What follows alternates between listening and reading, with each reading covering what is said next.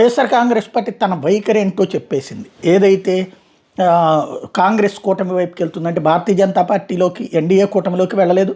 2014 పిలిచారు, 2019 పిలిచారు, 2024 పిలిచారు, వెళ్ళలేదు. అప్పుడు 2014 తెలుగుదేశం వినియోగించుకుంది, 2019లో భారతీయ జనతా పార్టీ నష్టపోయింది, ఎవరు వినియోగించుకోలేదు. 2024కి వచ్చేటప్పటికి అయితే వైఎస్ఆర్ కాంగ్రెస్ పార్టీ అన్ని బిల్లులకి సపోర్ట్ చేస్తూనే వచ్చింది. 2024లో తెలుగుదేశం పొత్తుతో తను అధికారాన్ని కోల్పోయింది. ఇప్పుడు ఐఎన్డీఏ భాగస్వామి అవుతుంది. ఎందుకంటే ఎన్డీఏ భాగస్వామి కానప్పుడు అంటే లేదు, మేము తటస్థతని మెయింటైన్ చేస్తాం అన్నటువంటి కాన్సెప్ట్ హైలైట్ చేశారు విజయసాయిరెడ్డి.